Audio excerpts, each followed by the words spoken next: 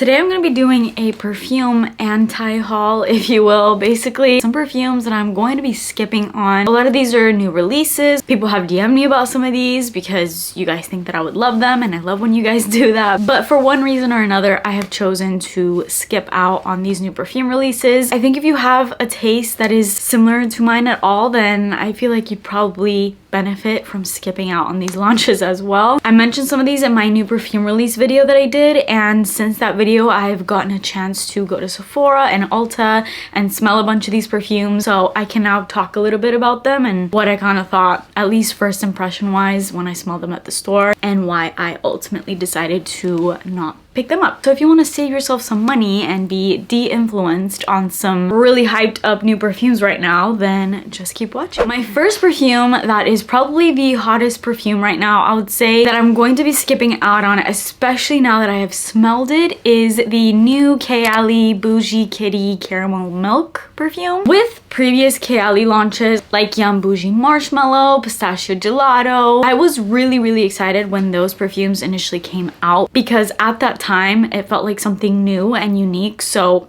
it was exciting because the market just wasn't that saturated with those kind of scents at the time. But nowadays, when you bring in yet another gourmand, you can expect a lot of people to roll their eyes. I mean, I'm not trying to speak for everyone when I say this, but I think even us gourmand lovers at this point are getting tired of all the gourmand launches. And I can't even imagine what all the fresh perfume lovers or florals or anybody other than this category, I can't imagine what you guys are thinking, because you're just like, literally bring out something original with another kind of scent profile other than just sweet and gourmand. Because let's be real, every other launch, if not every launch, has been this scent profile. So it's getting a little boring at this point. And especially with Kayali, I mean, you've already released so many gourmands that have been hits. Because of those hits, they're continuing this on. But I think at some point you just get a little redundant, and I think with Kayali, they've hit this point where I'm not excited anymore because I already have all my favorite gourmands, and if you're releasing yet another gourmand, it's nothing new. It's nothing that we haven't seen. But this one, even when it came out, before I even smelled it, I still wasn't even that excited about it. Even though I do love caramel, I feel like caramel is one of those notes that can be done wrong. It can hit that point where it's sickly sweet really fast, and that is the first impression that I got with this scent. Now, I will say,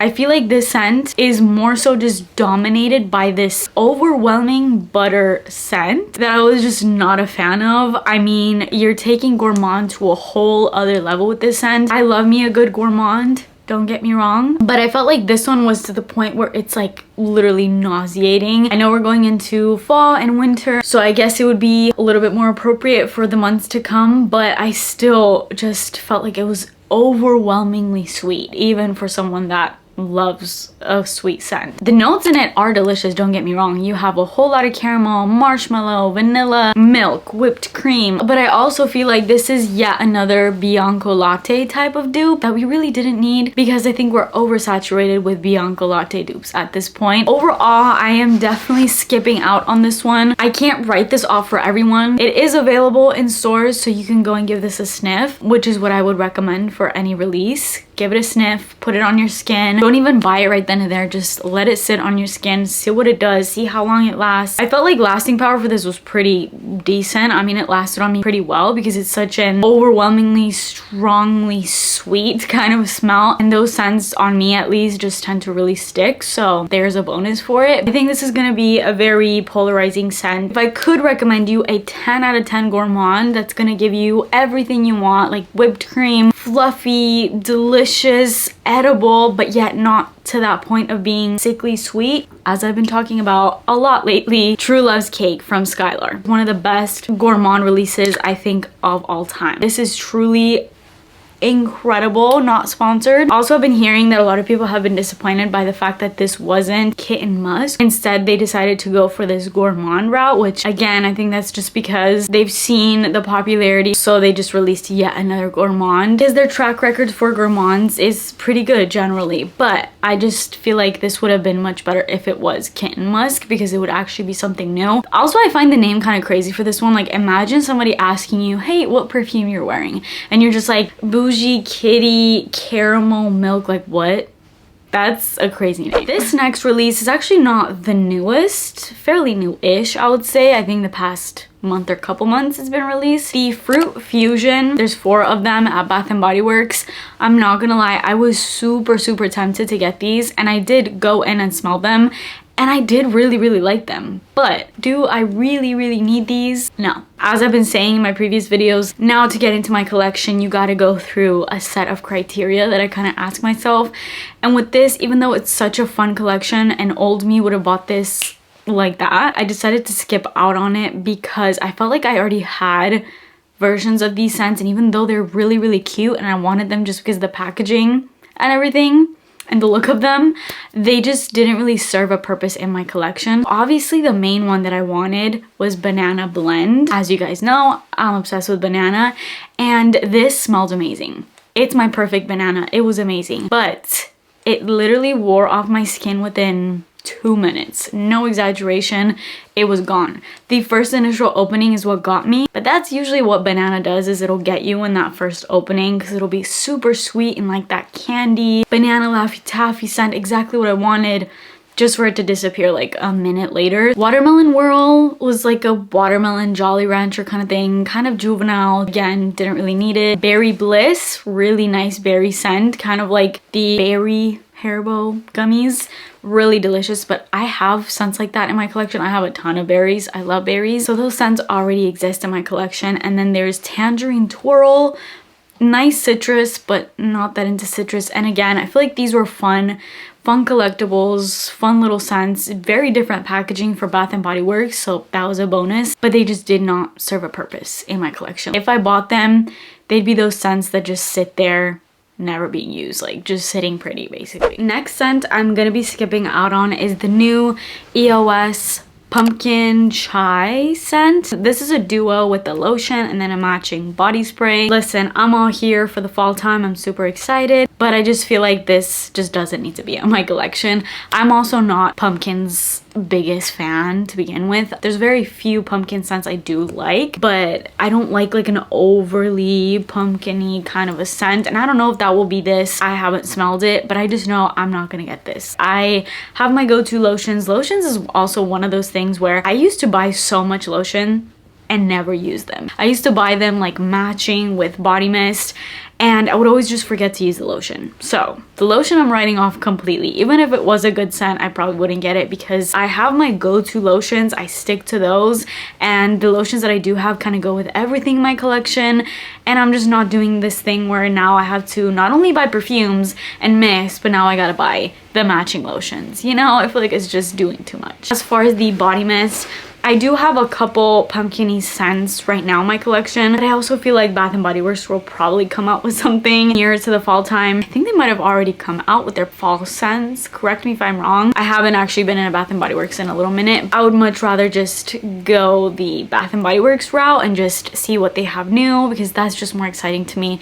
So I'm gonna skip out on this little duo. Okay, this next scent I knew I was not gonna get, and I told you guys even in the new perfume release video that I made, but the new Eilish Intense perfume, I am 1000% not getting this, and I've even seen reviews that have come out of this now, so I know even more that I'm not gonna get this. Not that I even needed those to know, but yeah. This scent is just extremely redundant. I think if you don't have the original Eilish, then I think it's fun to maybe have another version of it that's just like maybe slightly stronger, and that's about it. I smelled this in Ulta and it is literally the OG. Like, I get it, this literally says Eilish Intense, so it's not, I guess, meant to be a whole different scent, but even the intensity of it, strength, whatever, is literally just Eilish with maybe like 2% if that difference. And if you didn't know, if you smelled them both side by side, they're the exact same scent. No difference to the nose. I never had an issue with longevity for OG Eilish to begin with, so I really don't have a need for a intensified version. And even wear time I found to be the same as OG. It's not like it was really that intense. This is just a total skip. The notes are actually even extremely similar, if not like almost identical also, so yeah, this one is just a major skip. Speaking of banana scents, as I was talking about the Bath & Body Works banana one, there's another banana scent that I'm gonna be skipping out on, and it's the new Banana Rush from Juliette Has a Gun. I have had a chance to smell this, and I did not like it. I wouldn't say it's complete rotten banana, but it's a different kind of banana that I'm looking for. I'm looking for that really uplifting, sweet, creamy candy Laffy Taffy kind of banana with like an ice cream aspect. But this was just like a really intense, deep banana, gourmand banana that I was just not really there for. And also the banana was very short-lived, as with most banana scents. And also, as you guys know, I've already found my perfect little banana concoction. If you've seen, I literally made a video dedicated to banana notes, so you can check that out right here if you also love banana. But in that video I show you my perfect banana scent, so I already have that. And I also just didn't like this. This has maple syrup. I think maybe that's what threw me off. I do not like maple syrup. I like eating it, like it's fine, but I just do not like the scent of it, and especially when it comes to wearing it on my body, like perfumes and body mist and all that. Not a fan of maple syrup. It just kind of stinks on me, and it's also one of those scents that even if I have it on for like 5 minutes, it will trigger a headache just now. Next, I am skipping out on the entire Moodstones collection new release from Kylie Jenner.